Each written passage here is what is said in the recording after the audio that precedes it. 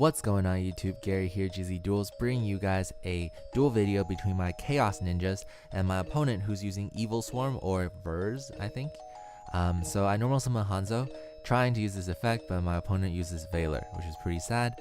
And having nothing else to do, I set Bottomless because I wanted to keep another trap in my hand so that next turn, if I could go for my Upstart Gold Ninjas effect. And my opponent uses Caster, and I made a misplay here because I bottomless trap hold the Caster, thinking that its effect was like an ignition effect, so that he would have to activate it in order to normal summon again, but I was wrong, and he normal summoned the normal monster, which attacks over my Hanzo, unfortunately, and he sets one more card. And it's my turn. I draw into Warning.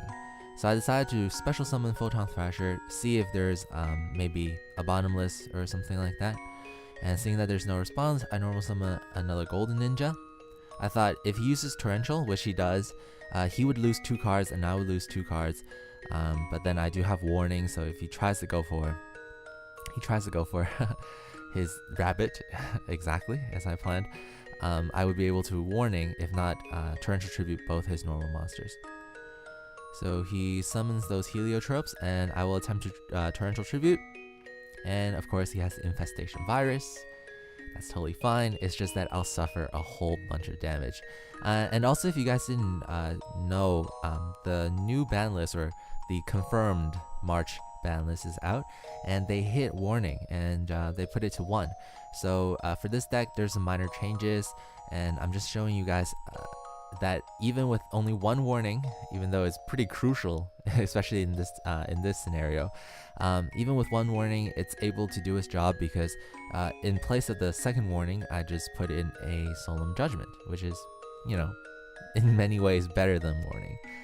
Okay, cool. So I used Power Duality, and I got a Debris Dragon, and I didn't get the Light Pulsar because I wanted to be in the deck so that I could just Super Transformation for it. And Debris Dragon is great in my hand because I do have a Upstart Gold Ninja in the graveyard, and I also have a Monster Reborn. So I'm going to use Debris Dragon, and in order to try to get a Lavavel Chain to see if I could just bait out some traps, because he does have 2 back row, and if not, then I can set up. But he does have Bottomless, so my original plan, my first plan was failed, so I go for plan B, which is to special summon Hanzo using Hanzo's effect, search for a Upstart Gold Ninja, and then just attack for 1800, see if the trap over there, nope, no response. That's great, so I end my turn off.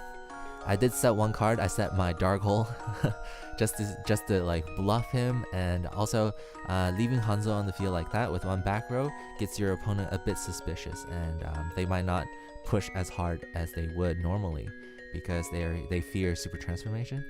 And so I Rhoda into my second Hanzo and normal summon my second Hanzo, which shows my opponent that I do in fact have a Super Transformation, which I will then set.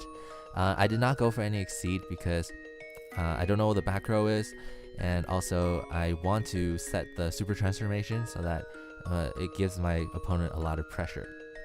And then I main phase 2, set the Super Transformation, and pass my turn off.